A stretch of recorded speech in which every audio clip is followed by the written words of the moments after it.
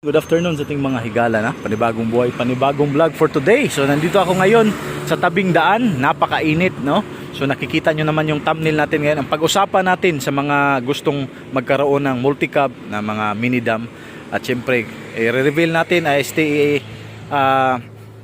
ano natin ngayon kung kumusta yung aircon niya, no? So bago natin papakita, pray muna tayo. Lord God, maraming salamat po sa biyayang binigay niyo po sa amin sa pangaraw-araw.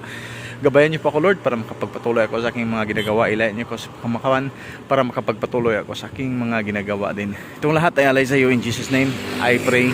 Amen. Alright, so walang intro, walang outro, mahigala. So sa mga nagtatanong, sa mga nagbabalak kumuha ng mga mini dam, mapapa DE64B, DE64W, D17V, D17W, no? So honest review tayo ngayon, no? Base sa ating multi-cab. Dahil mayroon tayong customer ito yung multi-cab niya. I-deliver natin to mga kaigalaan, no? So itong multi-cab na to i-deliver na natin sa nakabili. So as of now, time check natin is 1 o'clock and 20 minutes. So alauna, tingnan nyo, sunny day, napakainit ngayon, oh. Init na init. At pinaandar ko na, sinubukan ko dyan, naka-standby na mga 10 minutes yan to 15 minutes kung gaano ba kalamig itong mga ganitong unit, no? So honest review lang natin, i-review. So papakita ko muna sa inyo itong mga kaigalaan at saka yung presyo nito, magkano ito. D64V nga pala to, no? Minodified lang, ganyan, no? Tingnan nyo. Okay, pakita natin sa inyo. So sold na po to, napakamura lang, for only just 220. Alright, so ayan, no? So ganyang model, modified, naka-mags, aircon, tapos mayroon ng pag-lamp, pag-lights. Tingnan nyo, maganda to tingnan pag gabi. Yes. So pasok tayo dito, naka-tinted, mayroong rin visor ito. So ito na, umaandar na to, nakatambay to ng mga almost 15 minutes na, no?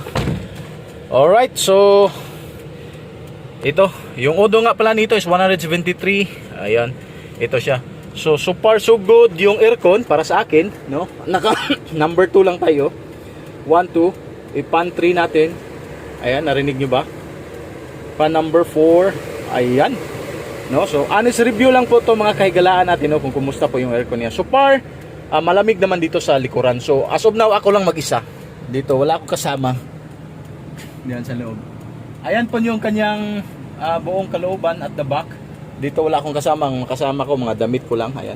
Dahil i-deliver natin to. Nilagyan ko lang din dito ng kumot para kahit papano yung init mo-absorb nito, no? Naka-tinted pala to. Okay? So far so good naman, kahit naka-standby na siya, naka-andar, no? So para sa akin, pag naka-andar na siya, kahit nakatambay pa sa napakainit na lugar, kakayanin naman niya. Number 2 lang, no? So paandarin natin kung kumusta. Automatic nga pala ito, mga kaigalaan natin dyan, no? Alright, so let's go. Paandarin natin siya kung kumusta yung ang kanyang performance na mayroong aircon, naka-andar, no? Number 2 pan, ayan, hataw natin. Ayun, kumakambyo pa, so napakaganda pa, kambyada pa, no? So 40 tayo so far. Yung lamig kaya pa naman dito sa harapan, pati siguro dito sa, siyempre sure ko sa aking tagiliran. Iwan ko lang doon sa likuran, no? Honest review lang, kaya yung iba dito nilagyan nila ng mga fan, at saka kung doon sa likuran ba. Pero dito sa harapan, goods naman kung dalawa kayo, or pwede naman dito, makasirculate naman, pero hindi ganun kalamig at saka hindi ganun kadali na maabot niya. Ipapantry natin. Ayan, fan 3, naka 40 lang yung takbo natin. Kaya naman ito tumakbo ng mga 80, 90. Kahit naka aircon, kaya nga mag 100, pero medyo kawawa na yung makina.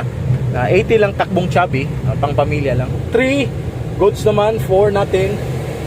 Ayan, naka 4 na yan, ha. Ayan, so far so good naman. Medyo maingay lang yung pan dahil number 4 na. Naka-touchscreen na to, mayroon na tong ibalik natin sa number 2. Ayan, binalik natin.